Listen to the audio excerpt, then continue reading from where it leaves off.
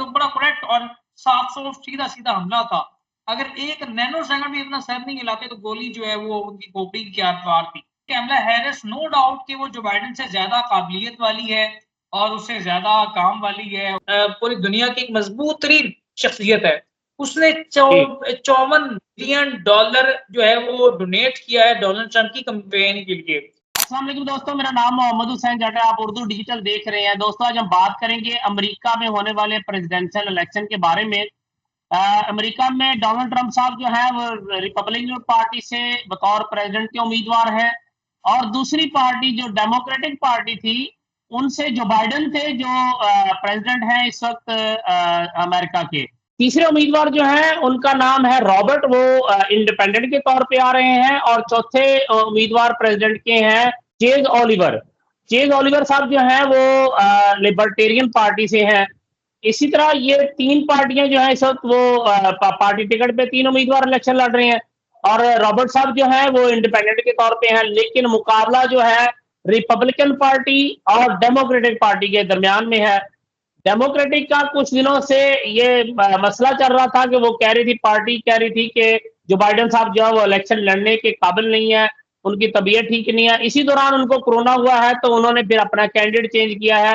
Kamala Harris को उन्होंने candidate बना दिया। हमारे साथ आज इसी पे बात करेंगे सीनियर एंकर पर्सन और तजियाकार है उसामा जहाज साहब। उसामा जहाज से आज डिस्कस करते हैं। उसामा, बताइएगा कि क्या कैमला हैरिस जो है वो डोनाल्ड ट्रंप का मुकाबला कर सकती है, क्योंकि कैमला हैरिस जो है वो जो बाइडेन की नायब सदर भी रह चुकी है।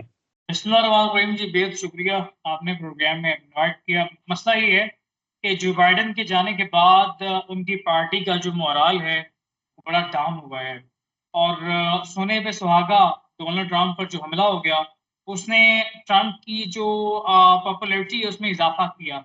देखें, कहीं भी इंसान कहीं भी मौजूद हैं तो उनमें एक एहसासात का, एक जज्बात का बड़ी उनके अंदर एक लिंक्ड अप होता है। तो जैसे ही डोनाल्ड ट्रंप पे हमला हुआ और उसकी रिपोर्ट सामने आई कि अगर एक नैनो सेकंड भी डोनाल्ड ट्रंप अपने फेस को यूं वो डिबेट कर रहे हैं, गोली का ये इस तरफ से सीधा निशाना ऐसे, वो ऐसे कर लेते हैं, वो गोली ऐसे गुजर जाती है। मतलब वो कोई प्री प्लान नहीं है। मतलब हम देखते हैं ना बाकी दुनिया भर में कोई लीडर जानबूझ के अपने ऊपर हमले करवाते हैं, उसको कैच करते हैं। लेकिन नहीं नहीं नहीं, इस हमले ये की ऐसा नहीं था। ये ये ऐसा नहीं। क्या की है इस ये एक बड़ा करेक्ट और साफ साफ सीधा सीधा हमला था। अगर एक नैनो सेकंड भी अपना सर नहीं हिलाते तो गोली जो है वो उनकी खोपड़ी के आर पार थी। तो इस चीज ने उनको एक अमेरिका के अंदर हाइप दी। और जो बाइडेन, क्योंकि उनको जब से वो कैंपेन का आगाज किए हुए हैं, उनकी पार्टी और ओबामा भी उनकी पार्टी से हैं। इस वाले से ओबामा की पहले वाइफ का भी नाम दिया जाता रहा, लेकिन ओबामा इसके लिए एग्री नहीं हुए जो हमारे इख्लाफ हैं। Joe Biden, Obama, Hillary Clinton, ये एक ही पार्टी है ना जो बाइडेन। हिलरी क्लिंटन का भी नाम डिस्कस हुआ, लेकिन उन्होंने कहा जी कि वो इस जो है ना इतनी मजबूत नहीं है। बहरहाल तमाम सूरत में कमला हैरिस का नाम आ गया। वो अब इसकी नायब सदर भी रह चुकी हैं, और मेरे जो इतलात हैं जो बाइडेन का टोटल ऑफिस भी यही संभालती रही हैं, और बड़ी अहम अच्छा, मीटिंग्स भी बाइडेन की गैर मौजूदगी में और बड़े अहम मामलात को बड़े अच्छे अंदाज से ही मैनेज भी करती रही हैं। पार्टी इख्लाफात के मामलात को भी कैमला हैरिस ही डील करती रही हैं। आप ये देखें कि बी ए फेस देखें तो जो बाइडेन बड़ा लीडर है, अवाम उसको जानती है।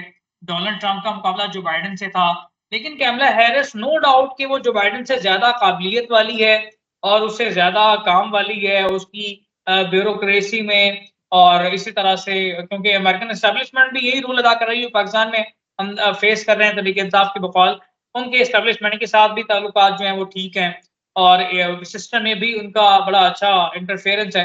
तो इसलिए कैमला हैरिस जो है वो काबिलियत के लिहाज से तो नो डाउट वो बहुत अच्छी हैं, लेकिन पॉपुलैरिटी जो लीडर की होती है, लीडर का नाम होता है, वो नहीं है।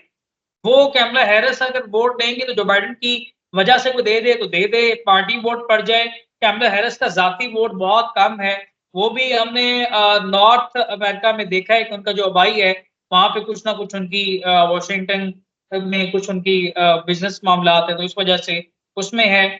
और पाले के लिए जो एक उनकी रियासत है उसमें उनका काफी असर रसूख है, उनके दादा का वो रियासत है। तो ये चंद जगहों पर जिनके ऊपर जाती लिंक के तौर पे खड़ी हैं जो मेरी इतलात हैं, कैमला हैरिस की अच्छी पोजीशन है। लेकिन पूरे अमेरिका में उनके अगर इलेक्शन की देखा जाए तो डोनाल्ड ट्रंप, पहले मैंने आपसे कहा था कि जो बाइडेन और इनकी अगर मुकाबला होता है तो कम से कम 9 से 11% तक जीतेंगे। अब कैमला हैरिस अगर आ गई हैं तो मैं ये पेशन गोई कर रहा हूँ कि कम से कम जो 20% से ज्यादा की लीड से डोनाल्ड ट्रंप जो है ये इलेक्शन विन कर जाएंगे। उसकी बड़ा एज एक और भी बता दूं आपको, एलन मस्क इस वक्त पूरी दुनिया की एक मजबूत तरीन शख्सियत है। उसने 54 बिलियन डॉलर जो है वो डोनेट किया है डोनाल्ड ट्रंप की कैंपेन के लिए, और डोनाल्ड ट्रंप के लिए मुकम्मल तौर पे वो जाती तौर पे कैंपेन कर रहा है।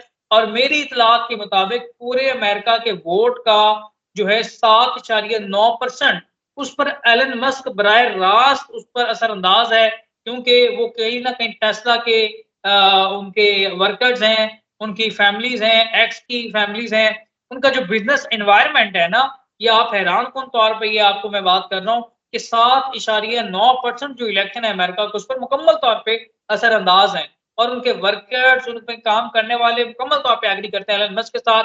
आप ये कह सकते हैं कि बड़ा धड़ा डोनाल्ड ट्रंप के लिए ना सिर्फ उसको सपोर्ट कर रहा है बल्कि उसके लिए कैंपेन कर रहा है।